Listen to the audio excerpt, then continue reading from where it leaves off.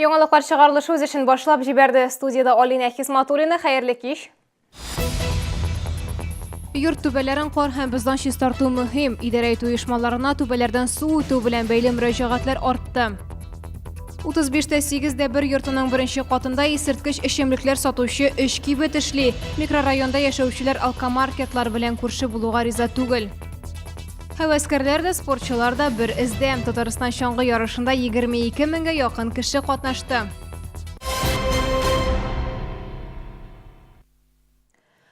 Бишенче катта яшибез, түбәдән су ага, шуңа күрә бездән аста яшәүчеләрнең фатирларында су басам. Соңгы арада безнең телекомпанияның кайнар элемтә телефонына шундый иштәлектәге хәбәрләр ешайды. Идарә итү оешмалары белгечләре дә көннәр язга таба авышам. Йорт түбәләре белән бәйле мөрәҗәгатьләрнең артуын раслый. Алар моны һава температурасы үзгәреше белән бәйли. Ләйсән Ханова теманы дәвам итә. Страховочный пояс обвязываемся и веревку страховочную. И будем привязываться к шахтам и сбивать сосульки.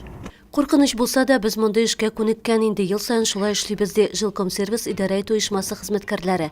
Һава температурасы үзгәрүгә бәйле рәвештә йорт түбәләреннән, балкон карнизләреннән эленеп торган боз сөңгеләре дә күп. Оттепель пошла, и вода собирается на крышах. Вот сейчас мучение. Вот каждыми днями ходим. Сшибаем сосульки, прорубаем, воду сливаем, где-то латаем, ремонт делаем. Жылы кыз идарә итү оешмасы директоры Людмила Биляева сүзләренә караганда, узган ял көннәрендә генә дә түбәләр белән бәйле 20ләп заявка кабул ителгән.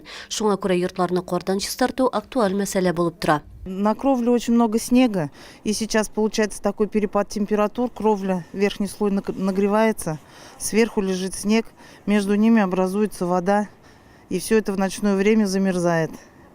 Чуть днем оттаяло, получается, протекает в нижний, на 5-й этаже квартиры. Белгечләр әйтүенчә, проект буенча иске йортларда балконнар ачык булырга тиеш. Тик шәһәрдәшләрнең күбесе аларны рөхсәт кәгазьләреннән башка гына тышлаган. Нәтиҗәдә конструкциялар герметик түгел, алар аша фатирларга су үтә. Боз сөңгеләре һәр балконда күренеп тора. Очень опасно. Я как бабушка, конечно, переживаю и за взрослых, и за детей. Хорошо было бы, если почаще вот так чистили. Идарә итү компаниясында әйтүләренчә, йорт түбәләрен 2 көн сайын кар һәм боздан чистартып тору мөһим. Ләйсән Ханова, Фәнис Ихсанов, Яңалыклар. Әгәр дә сезне берәр проблема борчыса, шатлыклы хәбәр җиткерәсегез килсә, безнең редакциянең кайнар элемтә телефонына шалтыратыгыз. 51 31 31 номеры тәүлек буена эшли. Кыска гудоктан соң хәбәрегезне калдырыгыз. Безнең хәбәрчеләребез сезнең белән элемтәгә кереп, проблемагызны хәл итәргә булышыр. Шалтыраткач исемегезне һәм телефон номерыгызны калдырырга онытмагыз. Кискен сулыш юллары авырулар йоктыручылар саны 13%-ка арткан. Узган атнада Чаллыда барлыгы 6300 кеше грипп һәм ОРВИ белән авырып, медицина хезмәткәрләренә мөрәҗәгать иткән. Шулай да авыру йоктыручыларның саны башка еллар белән чагыштырганда 4,8%-ка азрак булуында билгеләп үтәргә кирәк дип белгечләр.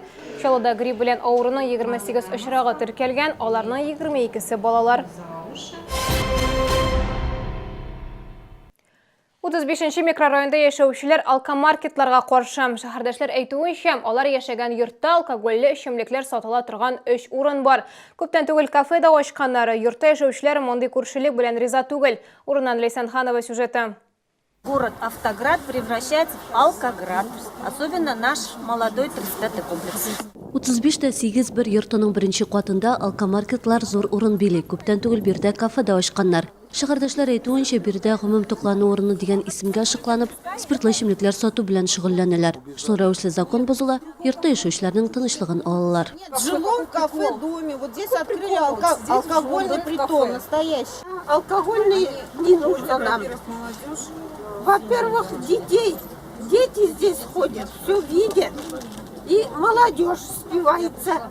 Сергей Зотовка активист буларак шәһәрдәшләр әлеге проблема турында бер генә тапкыр мөрәҗәгать итмәгән. Соңгы очрашу нәтиҗәсе буларак видеоязма барлыкка килде. Анда йортта яшәүчеләр алкомаркетларга каршылыкларын белдерә. Мы это отправили в социальные группы, в группу города нашего, чтобы власть принимала какие-то действия к устранению данных нарушений. Закон нарушается в той сфере, то, что продается алкоголь на вынос, продается в ночное время из-под полы. Жители жалуются, то, что постоянно нарушается общественный порядок. Вот от первой башни 4 алкогольных магазина. Оксана Никитина Yorboye микрорайонында яши, бирде чыннан да алкомаркетлар бик күп дигән фикердә ул. Очень много пооткрывали алкогольных магазинов, где продают алкоголь. Хотелось бы, конечно, чтобы больше уделяли внимание именно населению для досуга, чтобы можно было отдыхать, чтобы можно было с детишками куда-то пойти отдохнуть, игровые центры, чтобы были открыты. Йортта кибет ачу-ачмау мәсьәләсен бирде яшәүчеләр белән берлектә хәл итәргә тиеш иделәр дигән фикердә 35-нче комплекста гомер итүчеләр.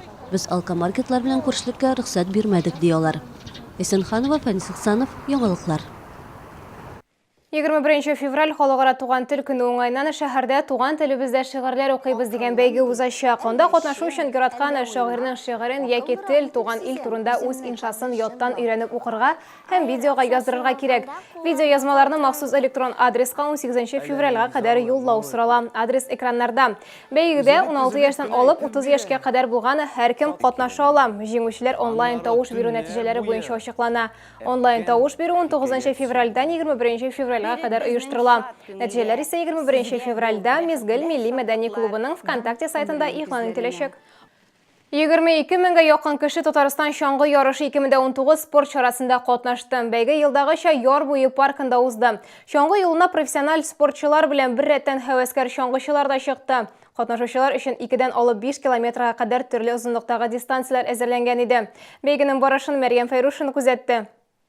Yorboye паркына чаңгычылар еш килсә дә, Татарстан чаңгы ярышы иң масса күләм спорт чарасы булып тора. Быел 22 меңгә якын кеше стартка чыкты. Бәйгедә яшькә, спорт тәҗрибәсенә кагылышлы чикләүләр юк. Чаңгы юлы һәр теләгән кешегә ачык.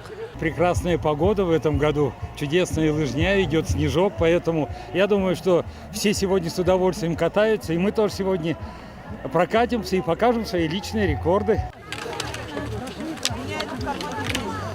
Тиешле номерларны киеп, катнашучылар стартка тезелде. Берничә мизгелдән соң ярыш башланып та китте. Ярышта балалар, физик мөмкинлекләре чикле кешеләр һәм өлкән буын вәкилләре дә катнашты. Сәгадәт Гәрәев 80 яшен тутырса да 10 километр йөреп килгән. Бу минем өчен гадәти дистанция ди ул. Мен 80 яшь булса да мөмкин сайын 10 километр йөрим лыжыда. Моннан чап китәм дә Боровицк урманына хәтле барып, шуннан уратып кайтам.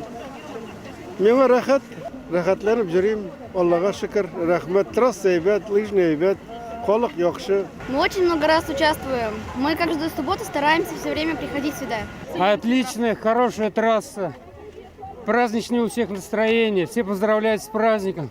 Оештыручылар ярышта катнашучыларның саны елдан-ел күбәя ди. Шул сәбәпле спорт чарасын оештыру сыйфаты да яхшыра. Самая главная особенность вот этих соревнований, то, что в этих соревнованиях увеличилось количество детей. Что самое радует, это большое количество детей.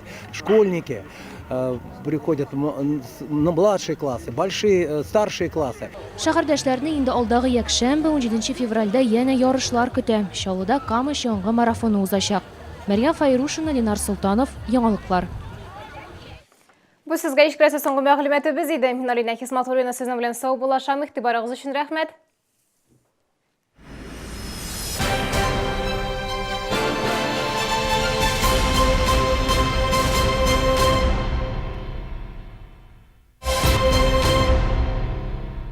Приглашаем с 13 по 15 февраля на всероссийские выставки «Нефть, газ, химия, экология, энергетика Закамья» и на День поставщика ПАО «Татнефть» на Камском промышленном форуме в выставочный центр «Экспо Кама» Набережные Челны. Партнер 14-го Камского промышленного форума 2019 – акционерный коммерческий ипотечный банк «Аки Банк», публичное акционерное общество. Компания «Армада» предлагает супер-акция на стальные двери. Распродажа от 6000 рублей. На межкомнатные двери современный стиль. На теплицы сезонная распродажа. Скидки до 5000 рублей. На окна энергосберегающий стеклопакет в подарок. Художественная ковка, кованные заборы, навесы, беседки. Качество, надежность, быстрые сроки и цены от производителя.